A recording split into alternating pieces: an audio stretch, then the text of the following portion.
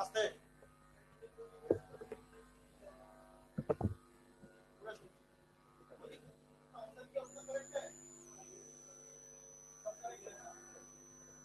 कोई फर्क नहीं पड़ता, ये नहीं होता मुझे एक्चुअली। इंपॉर्टेंट चीज ये है कि अगर आपने पढ़ा है और उसको अटेम्प्ट किया है, उसमें अगर गलती हो गया तो मुझे प्रॉब्लम है। मुझे परफेक्शन से ये है, आई ऑलवेज वांट परफेक्शन, है ना। बाकी लोग कहाँ गए आज ऑनलाइन में?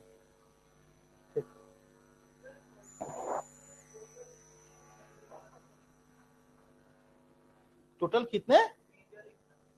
बहुत सारे। अभी मेजर एग्जाम तो आप देखा ही नहीं आपने।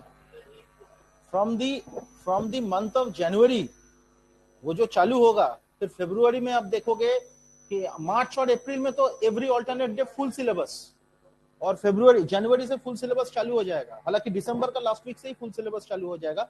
उसमें हम लोग आप लोगों को नहीं देने देंगे, क्योंकि आप लोगों का सिलेबस भी तो आपका बैच तो लेट स्टार्ट है ना, तो आप लोगों का सिलेबस भी कंप्लीट हो जाएगा। जैसे ही आपका सिलेबस कंप्लीट, जैसे कि मेरा सब्जेक्ट में सिलेबस कंप्लीशन मान के चलिए फरवरी एंड या मार्च मिडिल, उसमें खत्म होगा मेरा।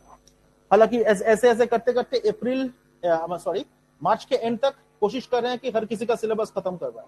आपका जैसे कोर्स का सिलेबस होगा अप्रैल 4, समझे ना। अभी वैसा ही बनाया है, अगर एक हफ्ता खींच दिया तो खींच देंगे, लेकिन मैं चाहता हूं कि मार्च के मिडिल से, अभी से जो भी बैचेस है, सब बैचेस को हम लोग बोलेंगे कि भाई आप लोग फुल सिलेबस के एग्जाम देना चालू करें। Even if 1-2 chapters are left behind, उससे कोई फर्क नहीं पड़ता, आप लोग खुद पढ़ लेना। ऐसे कुछ मैनेज करना पड़ेगा लास्ट में, है ना। लेकिन I will always want you to sit for the full syllabus exam, because minor test में ना उतना मतलब क्या होता है, माइनर टेस्ट में you are focusing only 1 chapter और 2 chapters, and that doesn't make any difference, you know. But when the number of chapters are more, that is a major exam or the full syllabus exam or the at least half syllabus, full syllabus of class 11th, ऐसा अगर exam होगा ना, तो उसमें more number of chapters are involved and there is every possibility of you making mistakes. So उसी में actual material समझ में आ जाता है, मतलब आपको भी समझ में आ जाएगा कि मतलब उसको किस तरह से मैनेज करना है। बहुत सारे स्टूडेंट्स को मैंने देखा है कि फरवरी एंड से जब फुल सिलेबस देना चालू करा तो फर्स्ट 7-8 एग्जाम में एकदम खराब। मुझे अभी भी याद है, वो ये মুখার্জি কি নাম হচ্ছে এটার, ওই ইয়েতে আছে এমস, কোথায় আছে, দেওঘর না, আরেকটা কি আছে বল, গোরখপুর, এমস গোরখপুরে আছে, স্বপ্নময়। मेजर फुल सिलेबस टेस्ट होता, मुंह लटका के मेरे सामने आता था, मुंह लटका की होचे, बोलता था कि 535, हम ठीक है, वेरी गुड। ऐसे ऐसे करते करते 2022 का पेपर टफ था, उस पेपर में मार्क्स भी कम आया था, उसमें उसका 661 आया, और 661 आया मतलब उस कंडीशन में वो उसको एम्स ये मिल गया गोरखपुर। तो I have seen that happen, मतलब जो कि पोटेंशियली उतना स्ट्रॉन्ग कैंडिडेट नहीं था लेकिन फिर भी वो मार्क्स लेके आ गया। तो वो भी देखना है, क्योंकि initially full syllabus exam practice करना बहुत इंपॉर्टेंट होता है। एनीवे, कौन सा पार्ट चल रहा था? वो एड्रेनल ग्लैंड करना है। एक्चुअली केमिकल कोऑर्डिनेशन इंटीग्रेशन चल रहा है बेटा, है ना। तो एड्रेनल ग्लैंड का डिस्कशन शुरू करेंगे, very important my dear students.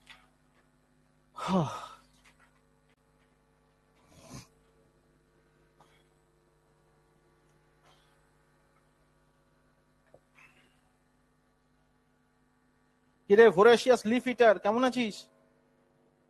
Good. পড়াশোনা করছিস না ছেড়ে দিয়েছিস? কি মিথ্যা কথা বলিস, इतना बड़ा झूठ।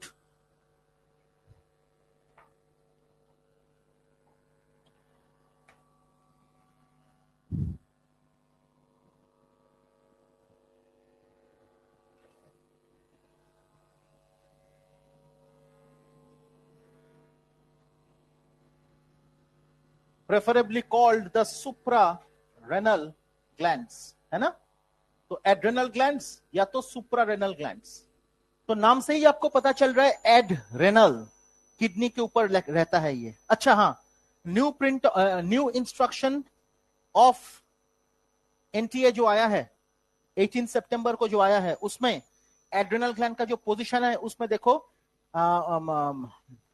एंटेरियर वाला एक वर्ड है, शायद एंटेरियर को काट दे, एंटेरियर हटा दिया गया न्यू इंस्ट्रक्शन ऑफ एनसीईआरटी में। हाँ, कहां थी तू? ठीक है, न्यू प्रिंट ऑफ एनसीईआरटी तू জানিস নি আজকে एनसीईआरटी वॉल्यूम 1 निकालो बेटा।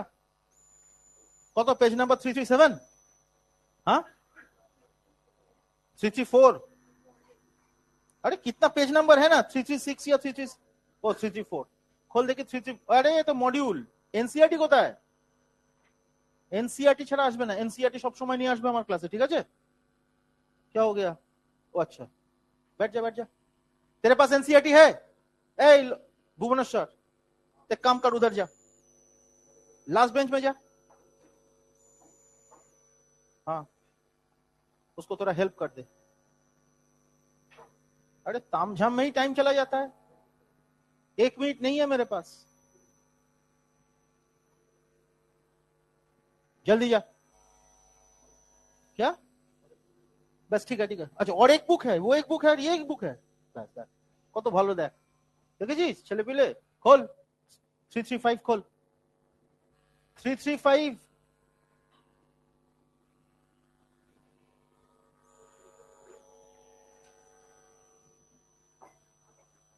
खोला 335? नहीं है एड्रेनल ग्लैंड। नेक्स्ट खोल 337 खोल। हाँ हाँ हाँ 33, हाँ ठीक। उसमें देख एड्रेनल ग्लैंड का जो पोजीशन है, पोजीशन में एंटीरियर वर्ड को काट दे। न्यू इंस्ट्रक्शन जो आया है उसमें एंटीरियर वर्ड को हटा दिया गया, समझे ना? एक्चुअली एंटीरियर सही है।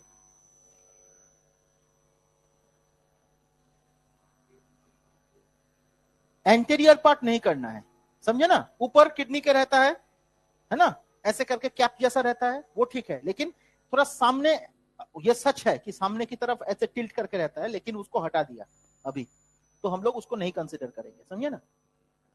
तो अगर ये किडनीज है my dear students, if this is the kidney, so here goes the adrenal gland, this is the adrenal gland, और इसका दो कंपोनेंट्स है, adrenal cortex and the adrenal medulla. Adrenal medulla याद रखिएगा, एड्रेनल मेडुला। अच्छा, इसमें अगर हम लोग जर्मिनल लेयर को कंसीडर करें my dear students, germinal layer मतलब एक्टोडर्म, पता है ना आपको? Germinal layers, this is mesoderm and here goes the endoderm my dear students. हाँ माय डियर स्टूडेंट्स, याद रखिएगा adrenal medulla is ectodermally derived, adrenal cortex is mesodermally derived. So adrenal medulla is ectodermally derived. देखो, adrenal cortex is mesodermally derived, and इसीलिए therefore the adrenal glands are ectomesodermal in origin। Module में है ये, this is in module, internal exam का question में आता है ये माय डियर स्टूडेंट्स। और यू नेवर नो, कभी एक क्वेश्चन इधर से उधर हो गया नीट में, तो क्या करोगे? तो याद रखिएगा my dear students, this is ectomesodermal. कुछ बोल रहा है? वही तो बोला, कॉर्टेक्स मेसोडर्मल तो बोला।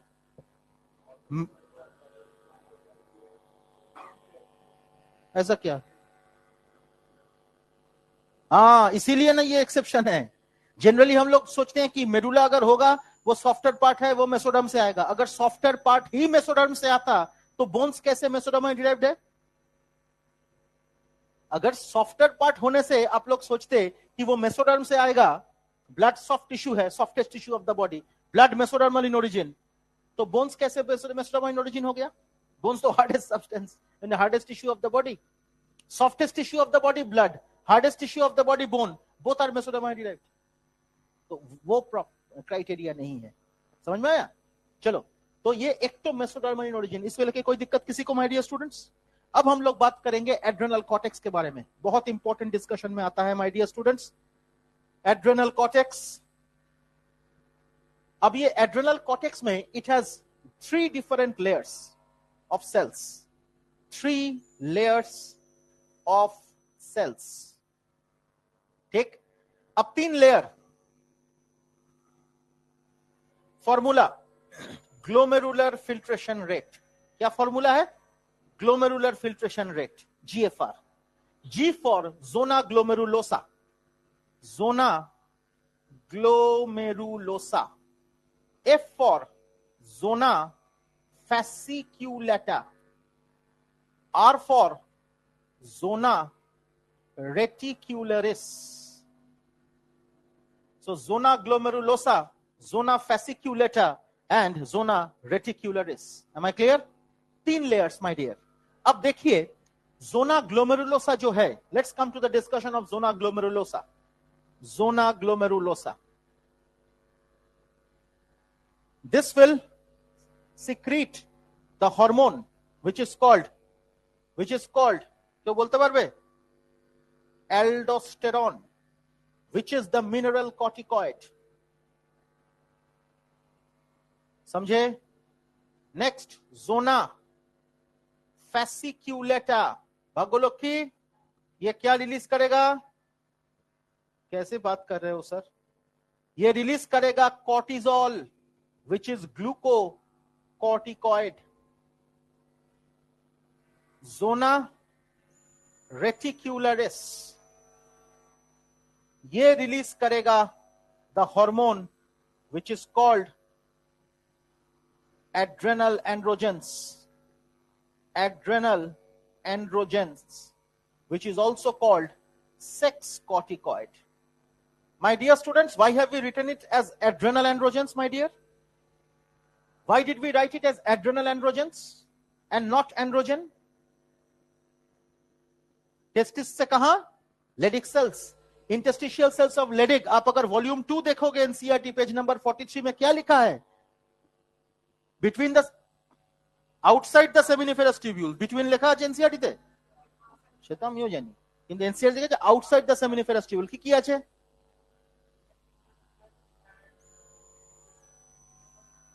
ইমিউনো কম্পিটেন্ট লেখা আছে, আর কি আছে?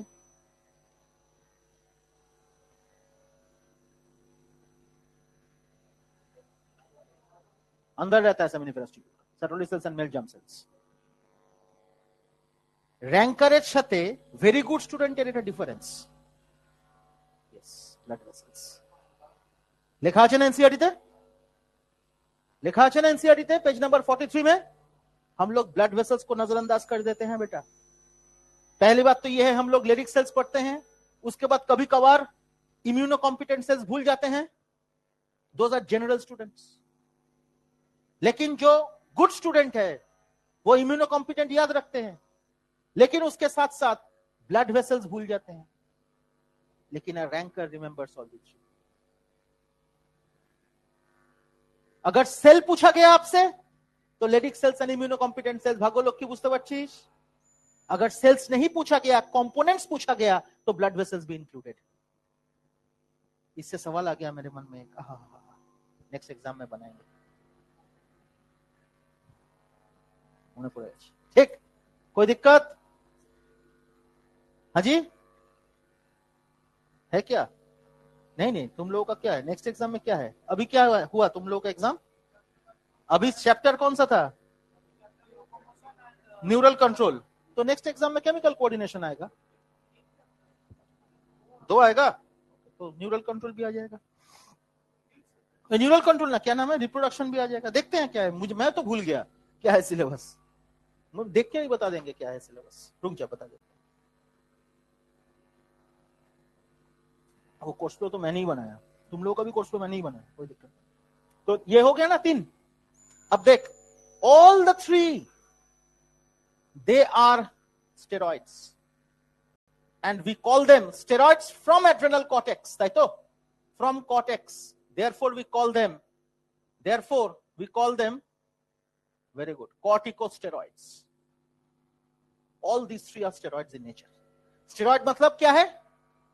सीपीपी रिंग है, वो जो रिंग था, कोलेस्टेरॉल का स्ट्रक्चर याद रखिए, 145 एनसीईआरटी. ये है ना भुवनेश्वर, याद है ये? हाँ, स्ट्रक्चर पूछ रहे हैं, याद है कि नहीं, बायोमोलिक्यूल में है कि नहीं, ये नहीं पूछ रहे हैं. सीपीपी रिंग, कोलेस्ट्रॉल का स्ट्रक्चर ये है. The fundamental ring is called cyclopentanoperhydrophenanthrene, CPP ring. तो that is the fundamental principle of being a steroid. कोई भी मॉलिक्यूल स्टेरॉइड होगा तो उसमें ये रहेगा, याद है ना? अब चलिए नेक्स्ट. तो ऑल दिस 3 आर स्टेरॉइड्स. अब हम लोग शुरू करेंगे डिस्कशन विद एल्डोस्टेरॉन. और एनसीईआरटी का लाइंस आप लोग पढ़ोगे. एनसीईआरटी का लाइन लास्ट पार्ट में एल्डोस्टेरॉन पार्ट है. इसमें देख, लास्ट पार्ट में एल्डोस्टेरॉन है. नेक्स्ट. हाँ, अगर पता या हाँ तो पढ़ते হবে. जोना रेटिकुलारिस इनल, हाँ ওইখান থেকে পড়তে হবে. আর এটাও লিখে দিই, ये आउटर टू इनर है ना, ये आउटर टू इनर बेटा, ये आउटर टू इनर, ठीक है। ये भी गड़बड़ हो जाता है, ये भी गड़बड़ हो जाता है। Glomerular filtration rate, outer to inner is this, glomerulosa fasciculata reticularis my dear, outer to inner, याद रखना। चलिए अब हम लोग बात करेंगे aldosterone. Very very important discussion aldosterone. पहली बात तो ये है, आप लोग एल्डोस्टेरॉन के बारे में और कहां डिस्कशन करे हो? आप लोग पेज नंबर 297 जब पढ़ रहे थे, ऑस्मो रेगुलेशन वाला डिस्कशन जब कर रहे थे, तब एल्डोस्टेरॉन पढ़े हो आप लोग, जहां पे रास के बारे में बात किया गया है, रेनिन एंजियोटेंसिन एल्डोस्टेरॉन सिस्टम बात किया गया है। तो उसमें एल्डोस्टेरॉन का डिस्कशन आपने किया। एल्डोस्टेरॉन का फंक्शन क्या है कि sodium reabsorption in the renal tubule. Aldosterone का फंक्शन क्या है? सोडियम आयन का रीअब्जॉर्प्शन होता है with in the renal tubule. तो एल्डोस्टेरॉन कहां काम करता है? डीसीटी, और डीसीटी से सोडियम कहां जाता है बेटा? Very good, in the blood. तो इधर से सोडियम अगर ब्लड में चला जाएगा तो आपको पता है किसी जगह पर नमक रखेंगे तो वो पानी एब्जॉर्ब करता है ना। And therefore if sodium moves from the DCT to the blood vessel, it will carry water along with it. So here water also moves from here to here. Therefore what happens is sodium के साथ पानी जाएगा, तो aldosterone अगर ज्यादा होगा तो blood volume will increase my dear, blood volume will increase. और अगर ब्लड वॉल्यूम इंक्रीज हो गया तो वेनस रिटर्न विल इंक्रीज, है ना। और अगर वेनस रिटर्न इंक्रीज हो गया तो load of blood in the heart will increase, जिसको हम लोग कहते हैं प्रीलोड। प्रीलोड क्या है? The minimum load of the blood in the heart, जो कि कॉन्ट्रैक्शन को इनिशिएट करेगा। तो ब्लड में पहले हार्ट में पहले ब्लड आएगा, उसका एक मिनिमम वैल्यू होगा, फिर कॉन्ट्रैक्शन होगा। तो अगर ज्यादा ब्लड आ गया तो जोर से कॉन्ट्रैक्शन होगा उसको निकालने के लिए, therefore the blood pressure increases, right? So here the BP increases, BP increases। तो अगर एक्सेस एल्डोस्टेरॉन निकल गया तो ये सब होगा, है ना। एक्सेस एल्डोस्टेरॉन अगर आ गया तो हाइपर सिक्रीशन एक इंपॉर्टेंट पॉइंट है माय डियर। तो hyper secretion will lead to this, am I clear? तो सोडियम रीअब्जॉर्प्शन करता है, उसके साथ सिक्रीशन ऑफ पोटेशियम भी है, फॉस्फेट भी है। देखिए पढ़िए फंक्शन, पढ़िए एल्डोस्टेरॉन का, पढ़ते থাক, ऊपर ऊपर ऊपर ऊपर, हाँ पढ़ो।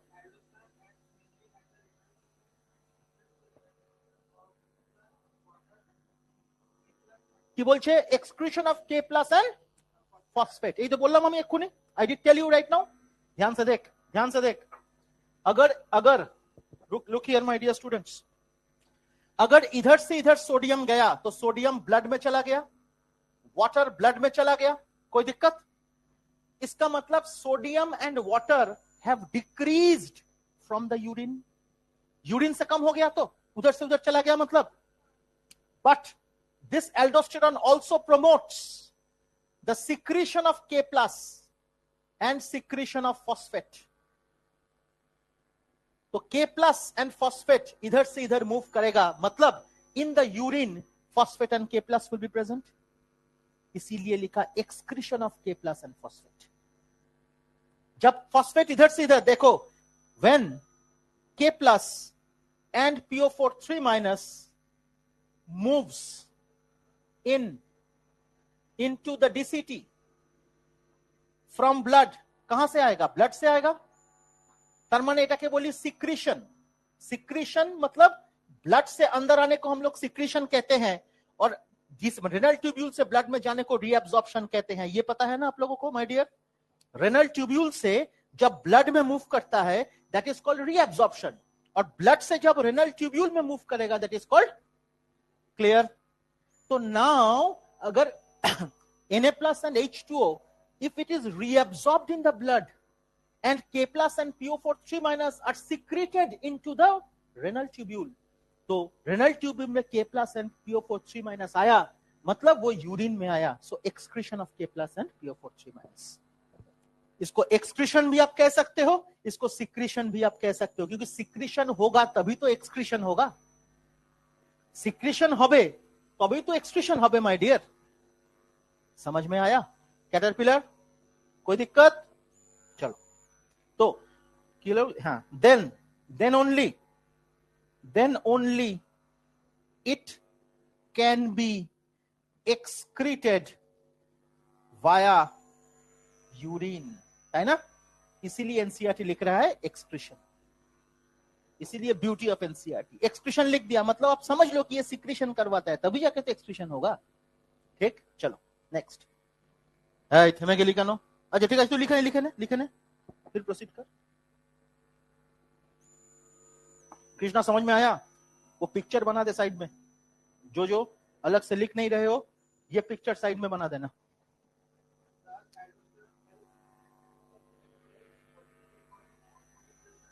Name another hormone which helps in this. Name another hormone other than aldosterone. থাপ্পড় মারবো গালে না, গুনে গুনে চড় মারবো।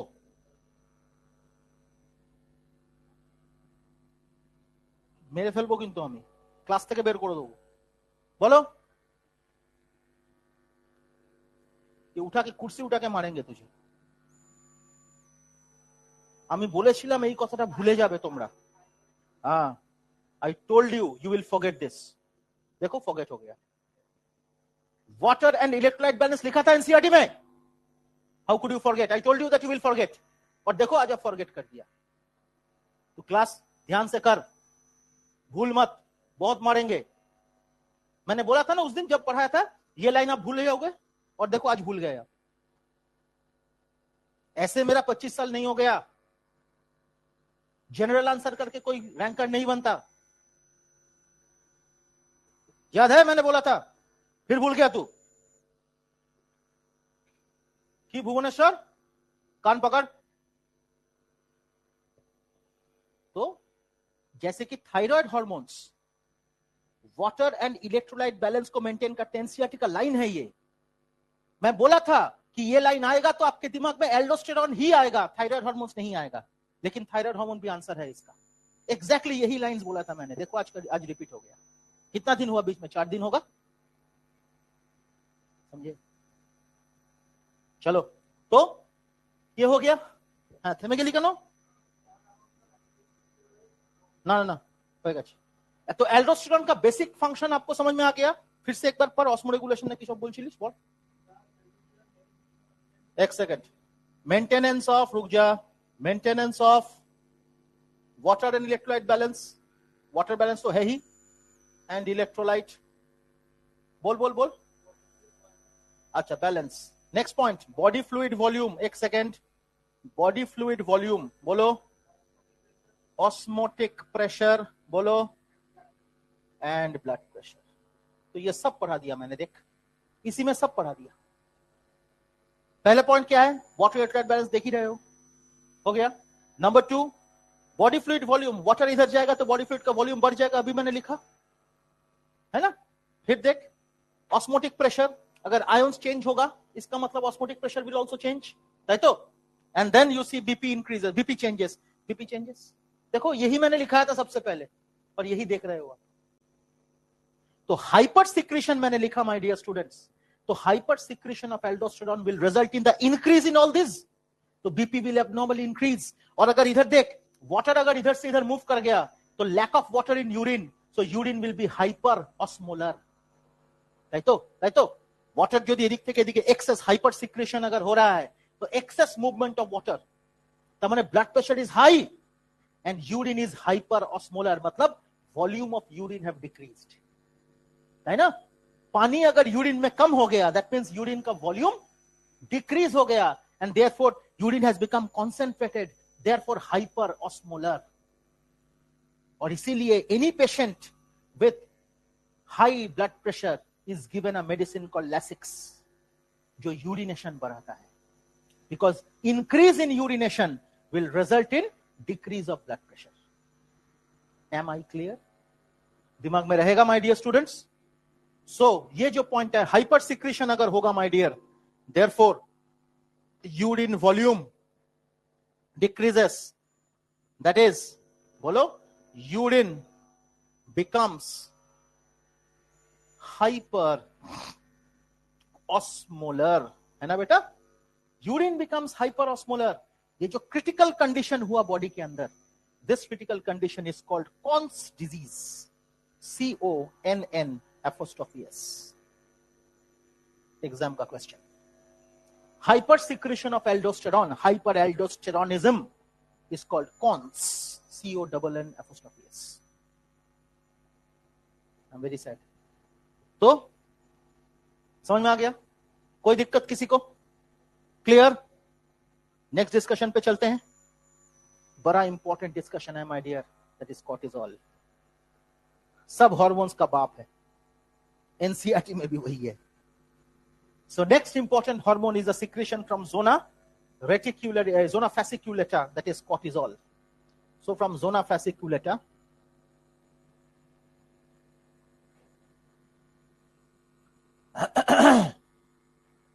cortisol. अच्छा একটা কথা, if it is asked my dear, কোথায় গেল রে? aldosterone যদি हम বলে, aldosterone is also called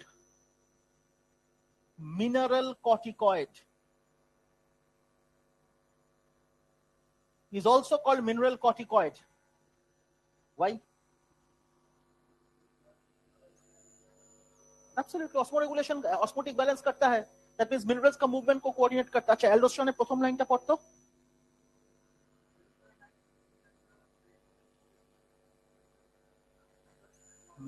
Acts on the renal tubule. हाँ ठीक है. अच्छा, आइटा কথা বলার আছে. और एक चीज बोलना है my dear, that is aldosterone जो है, ये एल्डोस्टेरॉन एड्रेनल ग्लैंड से ही केवल सीक्रेट होता है या किसी और जगह से भी सीक्रेट हो सकता है? अगर एल्डोस्टेरॉन से ही केवल एड्रेनल कॉर्टेक्स से ही अगर होता तो मैं ये सवाल नहीं पूछता. तो एड्रेनल कॉर्टेक्स को छोड़ के और कौन सा जगह ऐसा है जहां से एल्डोस्टेरॉन का रिलीज है? एंजियोटेंसिनोजन के एल्डोस्टेरॉन को दिली बाबा. अच्छा, तो और कौन सा जगह है जहां से एल्डोस्टेरॉन रिलीज होता है my dear, other than adrenal cortex? My dear student, there is a concept of juxtaglomerular apparatus. आपने सुना है जक्स्टाग्लोमेरुलर एपैरेटस? एनसीईआरटी का definition of juxtaglomerular 294. Juxtaglomerular apparatus का डेफिनेशन क्या लिख रहा है एनसीईआरटी 294 में? Special sensitive region formed by the cellular modifications of distal convoluted tubule and afferent arteriole at their region of their contact. यही definition है, यही डेफिनेशन है. एनसीईआरटी का लाइन है 1294 सेकंड पैराग्राफ. तो these are high special sensitive regions formed by the cellular modifications of distal convoluted tubule and the afferent arteriole at their region of contact. এটাই তো লেখা আছে. उस रीजियन में कुछ क्लस्टर ऑफ सेल्स है, जिसमें एक सेल का नाम इसने बताया कि लैसिस सेल. यस, ये जो मैक्यूला डेंसा नाम बोला है, जो कि डिस्टल कन्वोल्यूटेड ट्यूब्यूल के वॉल्स में रहता है, वहां से भी एल्डोस्टेरॉन रिलीज होता है. কি বললাম বুঝলে? এই ছবিটা হচ্ছে এটা. इसके बारे में तो हम लोग डिटेल डिस्कशन करेंगे, है ना. ये अगर ये है बामन्स कैप्सूल है, ये एफरेंट आर्टेरियोल और ये efferent arteriole. This is the glomerulus, ये है ग्लोमेरुलस. ये तो पता है आपको. अब देखिए डिस्टल कन्वोल्यूटेड ट्यूब्यूल जो है ना, ये ऐसे लूप करके इसको कट करता है. ये है डीसीटी, ये है डीसीटी माय डियर, ये है डीसीटी. समझे ना? ये डीसीटी का जो वॉल है ना, इसमें मैक्यूला डेंसा रहता है. मैक्यूला डेंसा, बहुत सारे सेल्स है इधर, उसके बारे में बाद में बात करेंगे हम लोग. तो ये जो डिस्टल कन्वोल्यूटेड ट्यूब्यूल है, this has macula densa and they secret the hormone aldosterone. ये भी एल्डोस्टेरॉन रिलीज करता है. So one source of aldosterone is the adrenal cortex, zona glomerulosa. Second source is macula densa of the juxtaglomerular apparatus. ये क्या है? JGA, juxtaglomerular apparatus. बहुत important है ये. जब हम लोग पढ़ेंगे तो हमेशा क्वेश्चन इधर से पूछा जाता है ना. नीट का क्वेश्चन तो बहुत कॉमन क्वेश्चन है इससे, है तो মনে থাকবে তো. এই ডেফিনেশনটা मैक्यूला डेंसा से सीक्रेट होता है aldosterone. So these are special sensitive regions formed by the cellular modifications of. क्यों सेलुलर मॉडिफिकेशन? इधर भी सेल्स रहता है, that is called juxtaglomerular cells on the walls of efferent arteriole.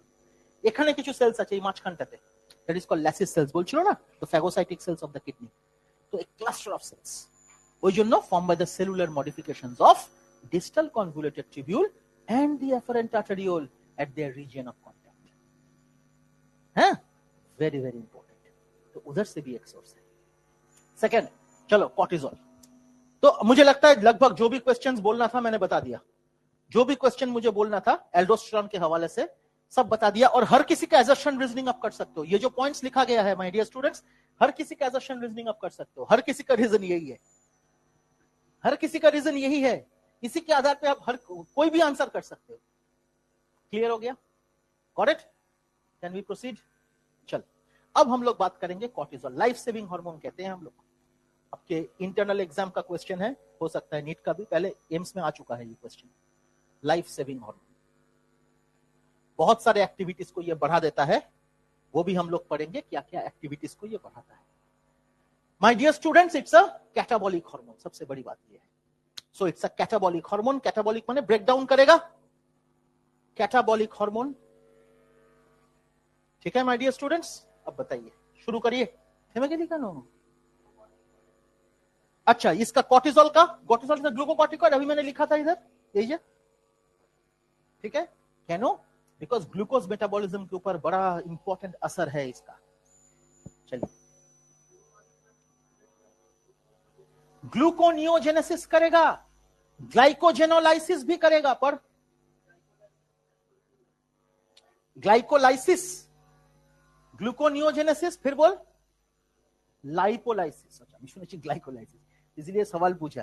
तो ग्लूकोनियोजेनेसिस और ग्लाइकोजेनोलाइसिस दोनों करेगा। ध्यान से देख, तो ये पहला काम क्या करेगा, लिखते हैं हम लोग ग्लूकोनियोजेनेसिस, ये एनसीईआरटी में है, जो नहीं है वो है ग्लाइकोजेनोलाइसिस। हो गया। Number 2 lipolysis, number 3 proteolysis, proteolysis, number 4 proteolysis, number 4 inhibits the cellular uptake and utilization of amino acids, inhibits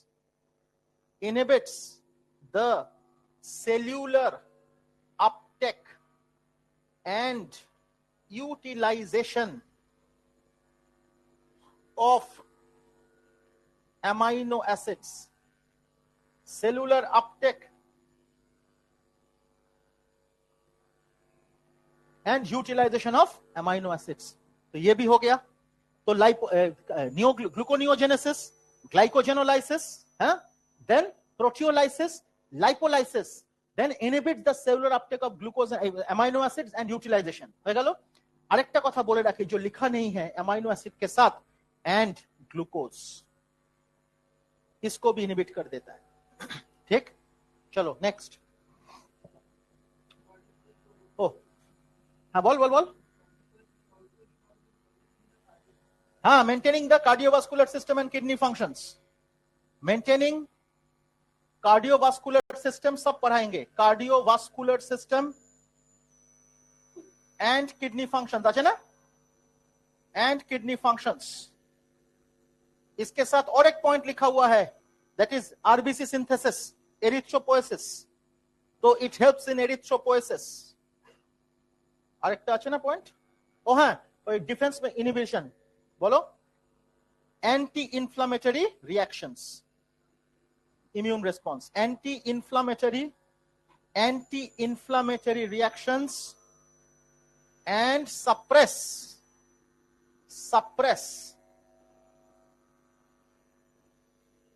suppress the immune response।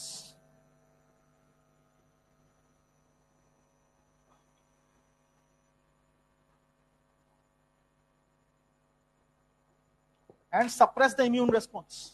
सब हो गया। ठीक, ये सब फंक्शंस है, अब इसके बारे में बात करनी है अपन को। ठीक, तो ये क्या करेगा, ये ब्रेकडाउन हार्मोन है, तो कैटाबॉलिक हार्मोन है। तो जरा ध्यान दीजिएगा, ग्लूकोनियोजेनेसिस, ध्यान से देखिएगा, तो लिवर में काम करेगा। तो ग्लूकोनियोजेनेसिस क्या है, protein and lipid, these are non carbohydrate sources, यहां से ग्लूकोज बनेगा, दैट इज ग्लूकोनियोजेनेसिस। ग्लाइकोजेनेसिस, तो ग्लाइकोजन यहां से ग्लूकोज बनेगा, दैट इज ग्लाइकोजेनोलाइसिस, है तो ग्लाइकोजन टूट के ग्लूकोज बनेगा। तो ultimately the glucose percentage in the liver increases. Ultimately liver में इंक्रीज होकर क्या होगा, वो तो ब्लड में ही आएगा। तो therefore this glucose will be transported into the blood. ध्यान से देखिएगा my dear students, this glucose will be transported into the blood, लेकिन आके कोई काम नहीं है। क्यों? Because it is inhibiting the cellular uptake of glucose and its utilization। तो ये टिश्यू है my dear students, टिश्यू में एक ट्रांसपोर्टर है। This transporter transports glucose from the blood to the cells। तो transport glucose within cells, इस transporter का नाम क्या है? GLUT4। एनसीईआरटी में लिखा हुआ है 147 GLUT4। So this is GLUT4। तो सोचिए ये इंसुलिन डिपेंडेंट ट्रांसपोर्टर है। 2019 नीट का क्वेश्चन, इंसुलिन डिपेंडेंट ट्रांसपोर्टर है ना, 2019 का क्वेश्चन है। 6 मई का क्वेश्चन था, 2 पेपर हुआ था, 6 मई एंड 21 मई, या 6 मई का पेपर था। सो GLUT4, दिस इज GLUT4। तो ये इधर से इधर ग्लूकोज को लेके जाएगा, लेकिन ये काम करना बंद हो जाएगा। तो cortisol will inhibit GLUT4। Cortisol will inhibit GLUT4। So cortisol inhibits minus sign GLUT4। सोच, तब मैंने इंसुलिन का काम क्या है? ग्लूकोज को अंदर घुसाना, इनटू द इंसुलिन इधर से इधर लेके जाएगा, लेकिन कॉर्टिजोल लेना इनहिबिट करेगा। इसका मतलब cortisol and insulin are antagonistic in nature. Concept clear? Cortisol and insulin are, यही है मजा, cortisol and insulin are antagonistic in nature. देख, समझे ना? क्योंकि ग्लूकोज का transport into cells and its utilization को भी वो प्रिवेंट करेगा, ब्लड ग्लूकोज लेवल को इंक्रीज करेगा, लेकिन इंसुलिन इसको इधर से इधर लेके ब्लड ग्लूकोज लेवल को घटाएगा। तो जस्ट ऑपोजिट रिएक्शन। और ग्लूकोज बड़ा हुआ है ब्लड में, and that is the reason the inflammatory reactions are inhibited. Diabetic patient देखबे जे कोनो घा शुकाते समय लगे, कोई भी इन्फेक्शन कम होने में टाइम लगता है for diabetics patients. Why? Because blood glucose level अगर बढ़ गया, देन इन्फ्लामेटरी रिएक्शंस जो है वो इनहिबिट हो जाता है, बॉडी का डिफेंस कैपेबिलिटी इनहिबिट हो जाता है। And therefore cortisol is antagonistic to thymosin, because thymosin का काम क्या है? इन्फ्लामेटरी रिएक्शन, डिफेंस कैपेबिलिटीज को प्रमोट करना। मेलाटोनिन एनसीईआरटी में लिखा है डिफेंस कैपेबिलिटीज। तो cortisol is again antagonistic to melatonin. तो कॉर्टिजोल जैसे कि इंसुलिन से ऐसा है, इंसुलिन हो गया, मेलाटोनिन हो गया, थाइमोसिन हो गया। समझ में आया? क्योंकि मेलाटोनिन और थाइमोसिन, ग्लूकोज इंक्रीज कर दिया ब्लड में, तो defence capabilities are inhibited, inflammatory reactions are inhibited, and therefore they are antagonistic to one another. Am I clear? किसी के मन में कोई भी दुविधा? ऑनलाइन स्टूडेंट्स आपको समझ में आ गया? कोई दिक्कत तो नहीं है माय डियर स्टूडेंट्स? ये बड़ा इंपॉर्टेंट डिस्कशन है बेटा, इसको ध्यान से देखिएगा, हर एक पॉइंट इंपॉर्टेंट है इस पे। चलिए, पहला पॉइंट हो गया, ग्लूकोनियोजेनेसिस, ग्लाइकोजेनोलाइसिस दोनों कर दिया मैंने। अब प्रोटियोलाइसिस एंड लाइपोलाइसिस, तो promotes the breakdown of protein into amino acid and breakdown of lipid into fatty acids and glycerol. Everyone concentrate. तो माय डियर स्टूडेंट्स, ये प्रोटीन का ब्रेकडाउन करेगा। Protein is broken down by catabolized, I should not use the word catabolized, I should use the word digested. So protein ऐसे broken down। Protein का सिंपलियर unit क्या होगा? Protein का सिंपलियर unit क्या है? Amino acids. अच्छी बात, इतना टाइम लग रहा है। अमाइनो एसिड्स और लिपिड्स, इसका ब्रेकडाउन प्रोडक्ट क्या होगा माय डियर? फैटी एसिड्स, बोलो, मार्बो थप्पोड़, एंड ग्लिसरॉल। भुवनेश्वर, ग्लिसरॉल कौन बोलेगा? मेरा स्वर्गीय पिता। Fatty acids and glycerol. Am I clear my dear students? It is clear? कोई दिक्कत तो नहीं है? अब ध्यान से देखिए, अमाइनो एसिड बना दिया, कहां बनेगा? कहां बनेगा? चौड़ मार बोगा गया। कहां बनेगा amino acid?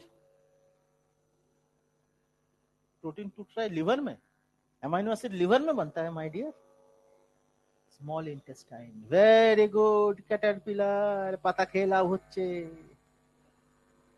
Green leafy vegetables खाচ্ছে खूब। तो अमीनो एसिड कहां बना? अमीनो एसिड बना।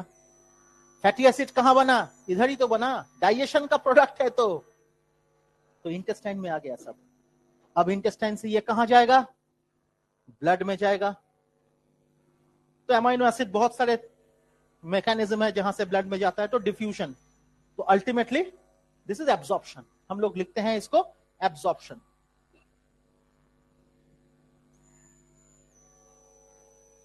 एब्जॉर्प्शन से पहुंच गया इधर। तो amino acid in blood, fatty acid in blood, glycerol in blood, right? तो हो गया। अब ये अमीनो एसिड को जाना कहां है? To the tissues. ब्लड में रह के तो कोई काम नहीं, ब्लड का काम है केवल ट्रांसपोर्ट करना। इसीलिए वो लाइन याद है, मोनटा भालो करे दिल छेलेटा। They are present always in transit in the blood and sciatica line. Body fluid and circulation का second page, first paragraph, third line या फोर्थ लाइन, है ना?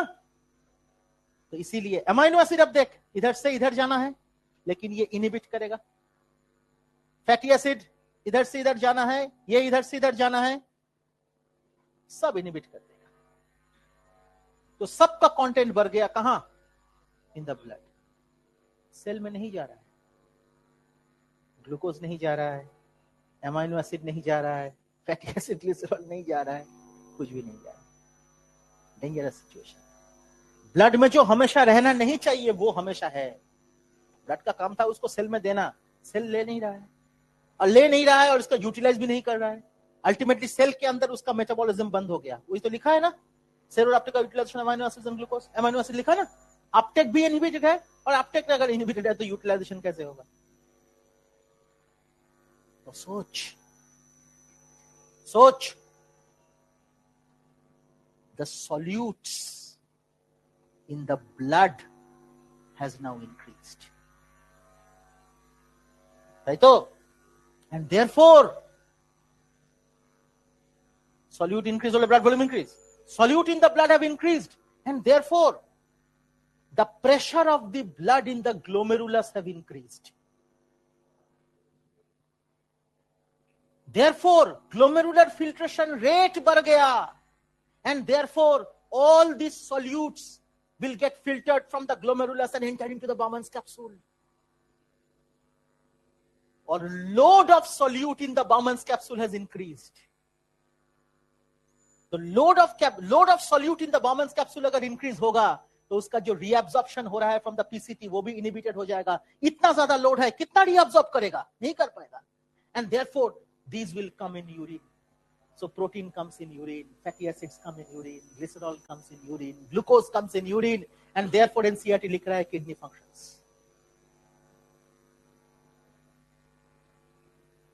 চলো ভাগ্যলক্ষ্মী, জীবনে শুনিস নি এগুলো, চিন্তা করিস। Am I clear? कोई दिक्कत बाबू? ठीक तो? भूलबी ना तो? কেন লেখা আছে ইউরিন ফাংশন, এই কিডনি ফাংশন? कार्डियोवास्कुलर एक्टिविटी क्यों? अगर किडनी रेनल फंक्शन अगर गड़बड़ हो गया तो हार्ट भी तो गड़बड़ होगा। एएनएफ छोड़ दो, अगर सॉल्यूट बढ़ गया तो हाइपर ऑस्मोलर ब्लड हो गया तो हार्ट विल बिहेव डिफरेंटली। तो कार्डियक एक्टिविटी, क्योंकि kidneys and heart are connected to one another, तो वो किडनी फंक्शंस अगर डिफेक्टिव हो गया तो हार्ट भी अफेक्टेड होगा। Got my point? इसीलिए लिखा है cardiovascular function and kidney, cardiovascular activities and kidney functions. Clear? तो ये पॉइंट हो गया, कोথায় গেল? ये पॉइंट हो गया, इसी से ले लिया, देख इसी से ले लिया, देख सब कनेक्टेड। ठीक, एंड इट इज ऑल्सो, इसका सब कुछ खराब है क्या? ऐसा नहीं है, it's a life saving hormone.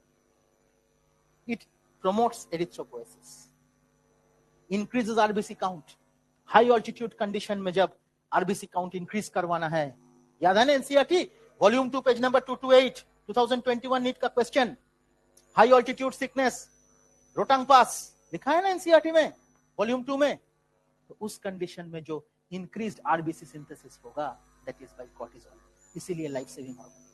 तो इसको लाइफ सेविंग हार्मोन क्यों कहते हैं? एरिथ्रोपोएसिस करता है, देयरफॉर लाइफ सेविंग हार्मोन। अच्छा এইটা একটু বলে দিতে হবে কি, দেখ solute increased in blood, therefore glomerular blood pressure increases, therefore increased solute in the Bowman's capsule, and therefore increased solute in the renal tubule results in decreased, continuous ऐसा होगा तो गड़बड़ हो गया, decreased reabsorption in the PCT, and therefore amino acid, fatty acids, glucose, these come in urine.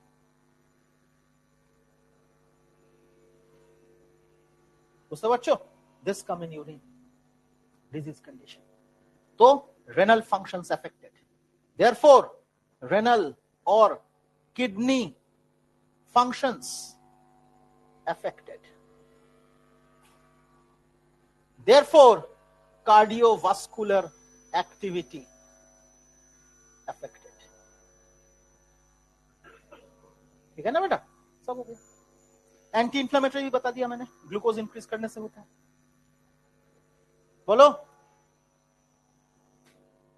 बोलो।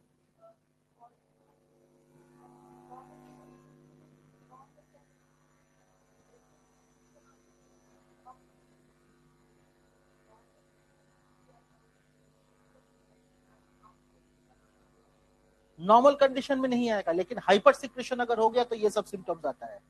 ये जितना भी कहा है ये एक्सेस में होगा। किडनी फंक्शन इफेक्ट कैसे करेगा? तो एक्सेस सिक्रेशन हो जाएगा, और ये हमेशा एक्सेस सिक्रेशन में hyper secretion of cortisol will lead to a disease called Cushing syndrome.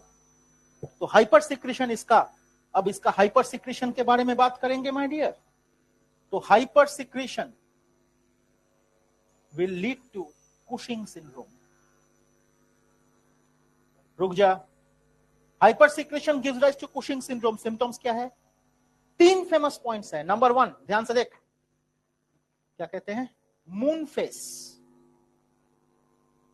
Number 2 buffalo hump, and number 3 hanging abdomen।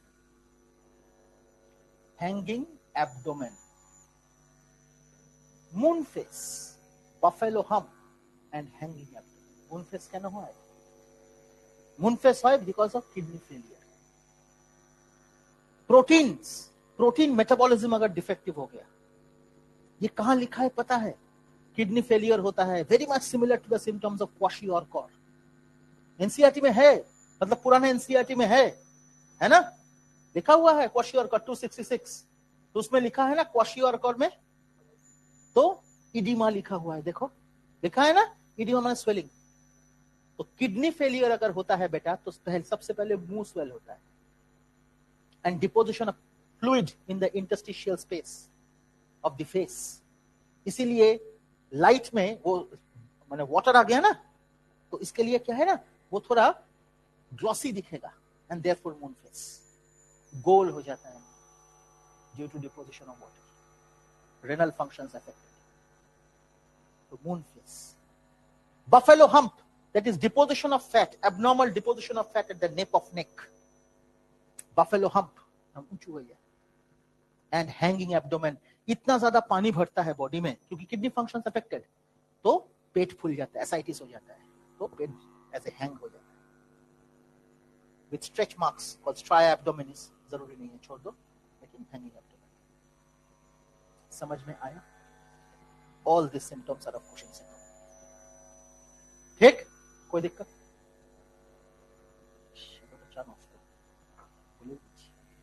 ठीक, कोई दिक्कत?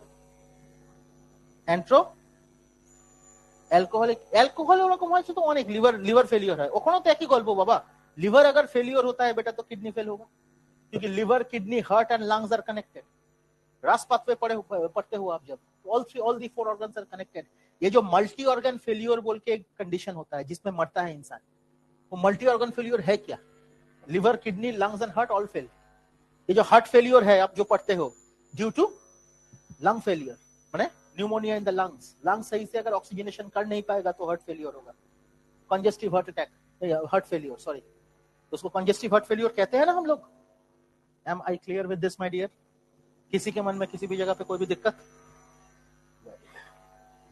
इसका फोटो ले लीजिए, आज कुछ भी नहीं पढ़ाया मैंने, हाँ, फोटो लेके दे दे ग्रुप में, बेटा आप फोटो ले लीजिए, इसका अलग से ले लीजिए, क्योंकि ग्रुप में आप हो नहीं बेटा, आपका ग्रुप में, आप जब आपका ग्रुप बनेगा तो आप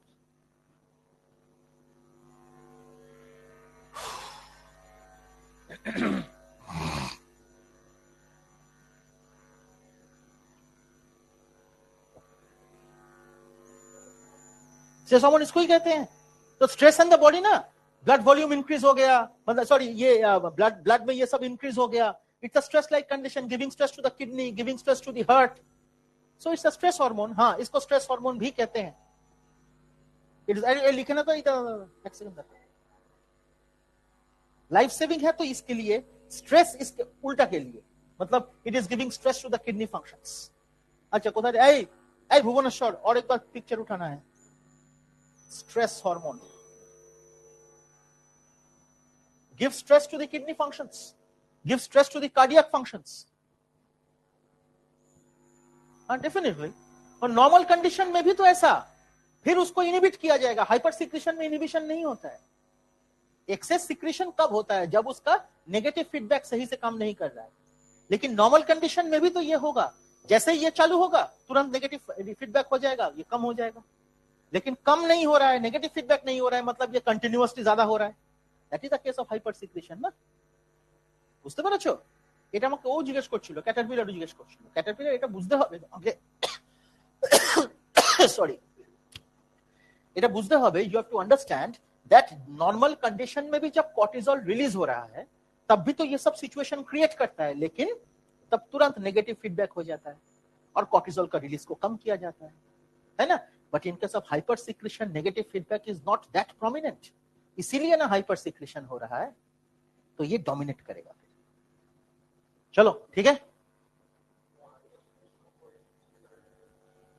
डायबिटीज देख सब কিছুর সাথেই সবকিছু হতে পারে, किसी से भी कुछ हो सकता है, लेकिन क्या है कि डायरेक्ट रिलेशन नहीं है, बेकार का खींच के फायदा नहीं। डायबिटीज वो कंडीशन है, कॉर्टिसोल इनहिबिट्स इंसुलिन, ये अगर कंटिन्यूअसली होता रहा for a long period of time तब जाके डायबिटीज आप कह सकते हो, लेकिन वो भी खींचतान के तौर पर। नॉर्मल डायबिटीज का जो फंडामेंटल प्रिंसिपल है वो फॉलो नहीं करता। हाँ, effect is increase in blood sugar level, वो तो अलग चीज। ठीक, कोई दिक्कत किसी को? हाइपोसिक्रेशन বলেছি আমি এখনো?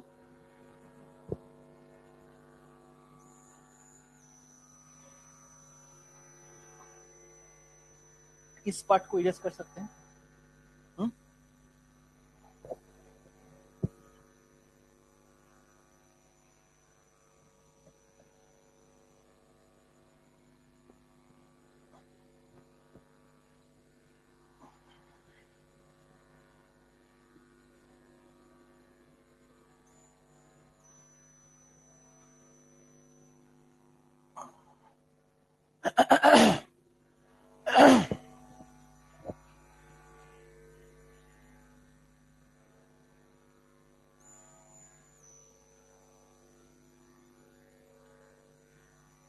Zona reticularis, my dear, zona reticularis क्या करेगा?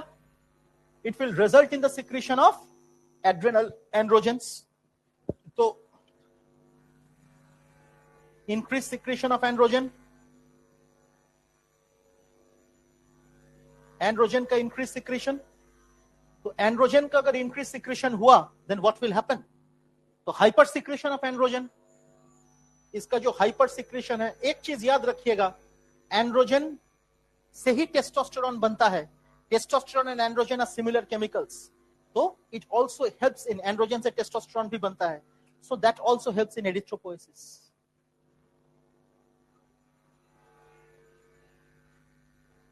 जोना रेटिकुलर इसका फंक्शन नहीं दिया, लेकिन एंड्रोजन का सिक्रेशन के बारे में तो लिखा है।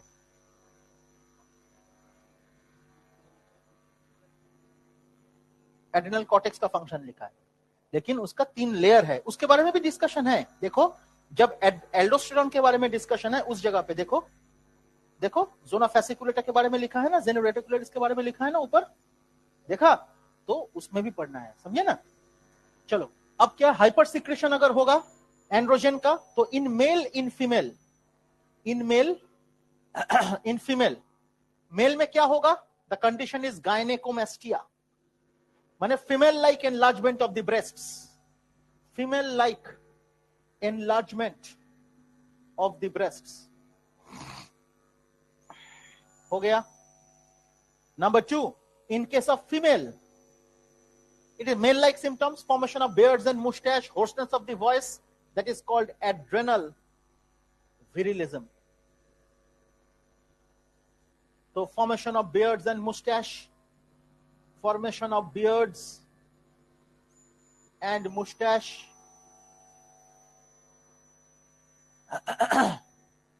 plus hoarseness of the voice, hoarseness of voice, ये सब होता है।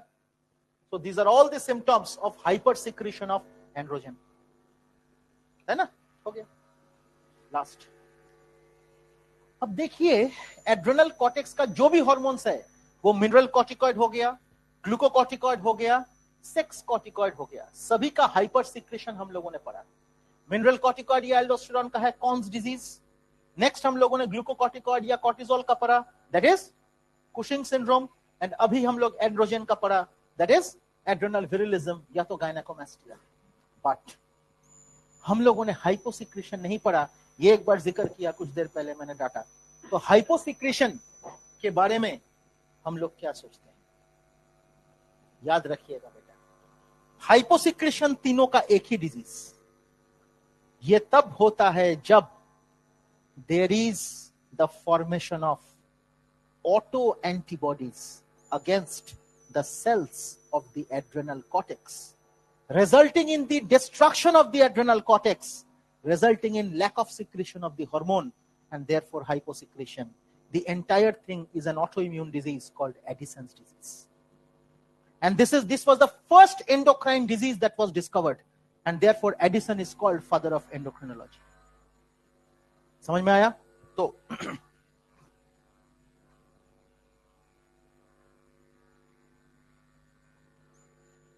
hyposecretion,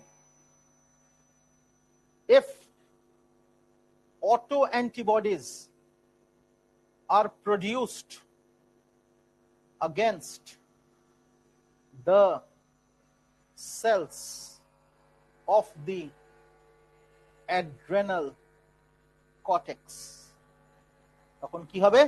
Then destruction, lead to destruction of the adrenal cortex. That is an autoimmune disease.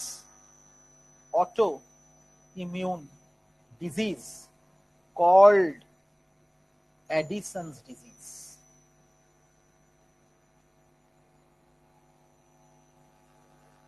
समझे? It's an autoimmune disease. Human health and disease, इस बार भी autoimmune का question आया था, तो ह्यूमन हेल्थ एंड डिजीज में हम लोग जब पढ़ेंगे ऑटो इम्यून डिजीज, उसमें my dear students Addison's disease have to be studied. It's an auto immune disease. Myasthenia gravis auto immune disease, Addison's disease auto immune disease, diabetes mellitus type 1 auto immune disease, ये सब 11 auto immune disease के बारे में हम बात करेंगे, ठीक है। Hashimoto's thyroiditis, that is an auto immune disease, है ना, ऐसे बहुत सारे डिजीज। चलो देख लिया आपने, कोई दिक्कत किसी को? तो एड्रेनल कॉर्टेक्स को लेके किसी के मन में कोई भी शंका? ये फोटोग्राफ तो ऑलरेडी आपने ले लिया। अब हम लोग एड्रेनल मेडुला के बारे में बात करेंगे। Adrenal medulla is very easy, है ना, उसमें ज्यादा झमेला नहीं है एड्रेनल मेडुला का डिस्कशन। तो एड्रेनल मेडुला में कुछ चीज कहना है बेटा, जरा ध्यान दीजिएगा. If I come to the discussion on adrenal medulla, तो adrenal medulla में जो cells present, the cells are called CHROMAFFIN,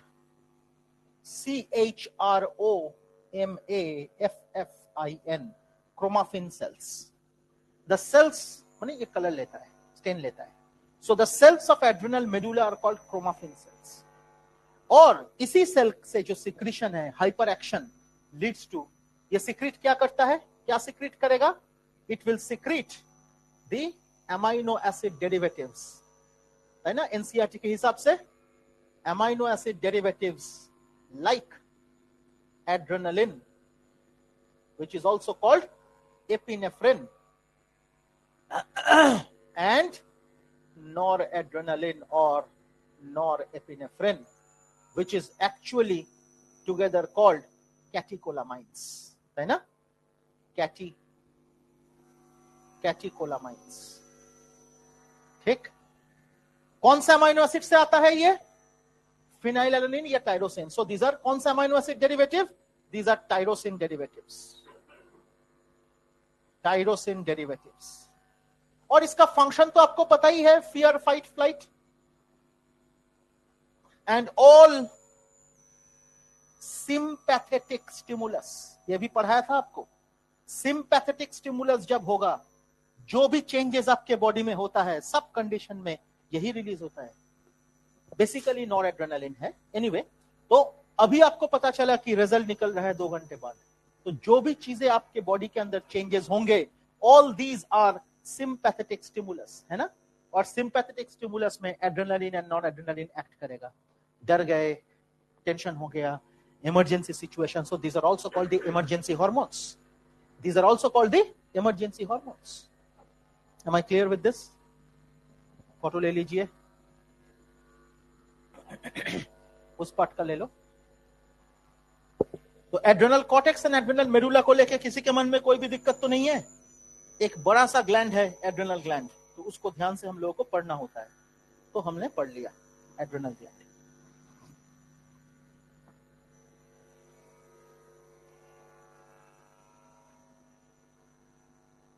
done my dear students? इसको भेज दो ग्रुप में.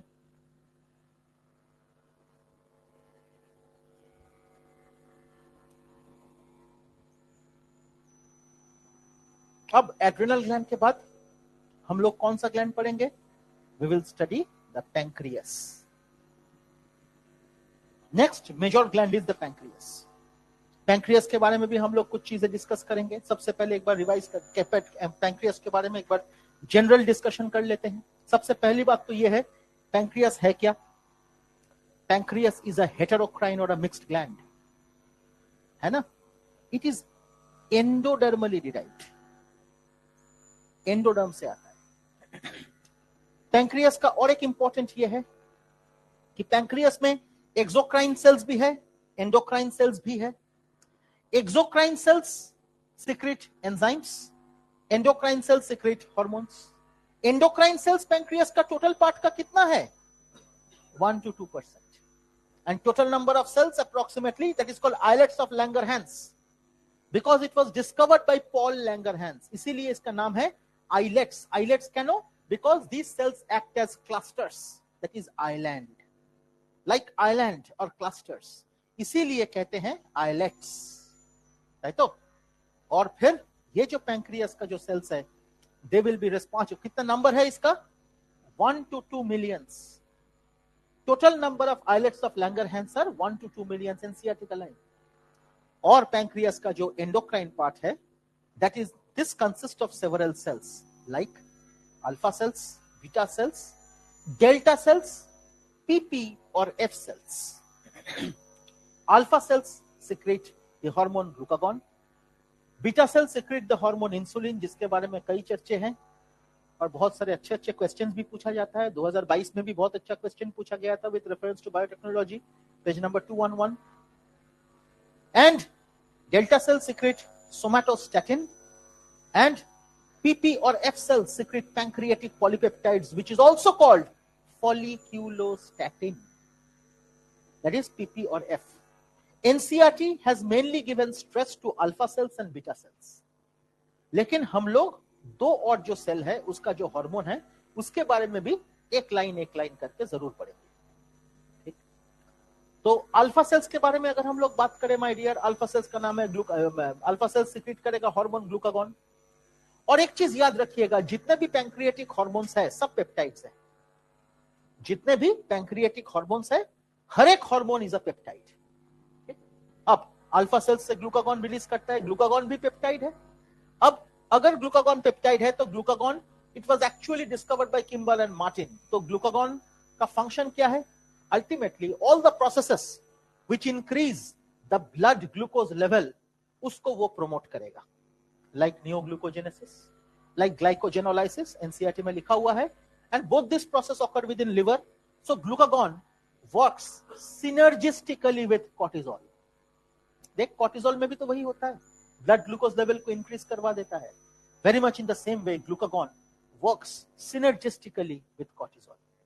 सोचिए अगर ग्लूकागॉन का एक्सेस सिक्रीशन हो गया तो कंडीशन क्या होगा? Access glucose in blood, that condition is called hyperglycaemia.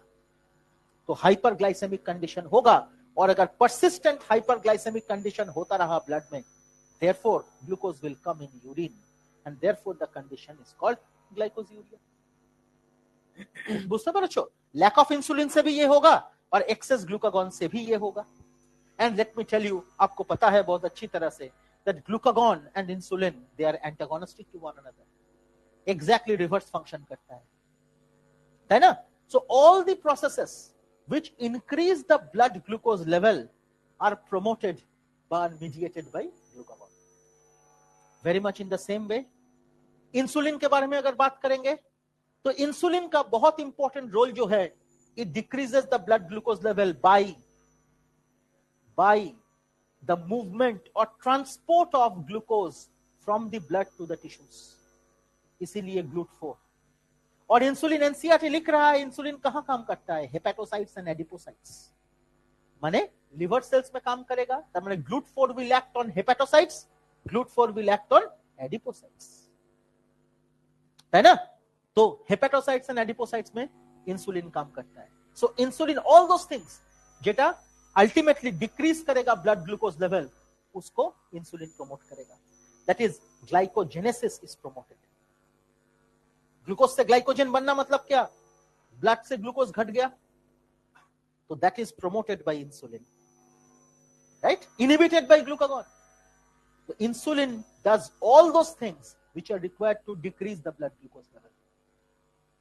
और इंसुलिन का डेफिशिएंसी मतलब वो कंडीशन में डायबिटीज मेलाइटस आपको पता है, और उस कंडीशन में डायबिटीज मेलाइटस का बेसिक फंक्शन है, बेसिक कैरेक्टर है 3, पॉलीफेजिया, एक्सेसिव हंगर, क्योंकि ब्रेकडाउन बढ़ गया, इंसुलिन कम है तो ब्रेकडाउन बढ़ गया। प्रोटीन एंड फैट को भी तोड़ के ग्लूकोज बना रहा है। सोच, माने neoglucogenesis is promoted in deficiency of insulin. Insulin अगर कम हो जाएगा तो ग्लूकोज परसेंटेज बढ़ जाएगा, तो नियोग्लूकोजेनेसिस बढ़ेगा, माने लिवर में जो ग्लूकोज बनना जो प्रोटीन एंड फैट से बन रहा है वो भी बढ़ जाएगा। तो प्रोटीन एंड फैट टूटेगा, माने कि बॉडी दुबला हो जाएगा। डायबिटिक पेशेंट दुबला हो जाता है, क्यों होता है ये? देखो मेटाबॉलिक डिसऑर्डर के लिए अगर ड्रास्टिक वेट लॉस हुआ तो वो 2 कंडीशन में होता है। नंबर 1 एक diabetes mellitus, number 2 hyperthyroidism. Hyperthyroidism में भी दुबला हो जाता है। मेटाबॉलिक डिसऑर्डर, इन्फेक्शियस डिसऑर्डर में अगर दुबला हो गया ड्रास्टिकली तो 3 कंडीशन होता है, cancer, TB, AIDS, drastic weight loss. NCERT में तो ऑन्कोवायरस कहते हैं, तो इसीलिए मैंने बोला, आप लोग एग्जाम में इन्फेक्शन से लिखोगे, समझे ना? तो इस कंडीशन में होता है, तीनों कंडीशन है मेलाइटस। इंसिपिडस तो एडीएच का सिक्रीशन का गड़बड़ है। इंसिपिडस जैसा सिम्टम डायबिटीज मेलाइटस दे सकता है, लेकिन इंसिपिडस डायबिटीज मेलाइटस नहीं करता। Diabetes mellitus can result in diabetes insipidus, but the reverse will not happen। क्यों?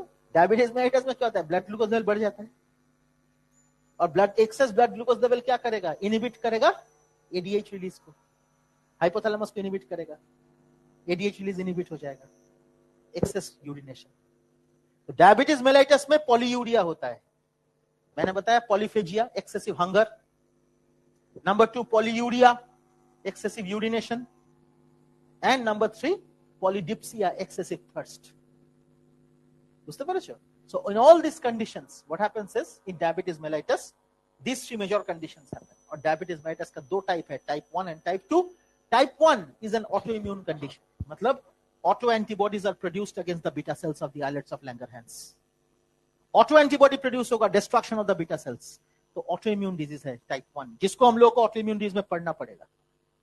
वेरएस टाइप 2 जो आप लोग जानते हो, दैट मींस इंसुलिन डेफिशिएंसी जो है, तो that condition is type 2 actually, not type 1। Type 1 is autoimmune, auto antibodies produce हो जाएगा, बुझते पारले?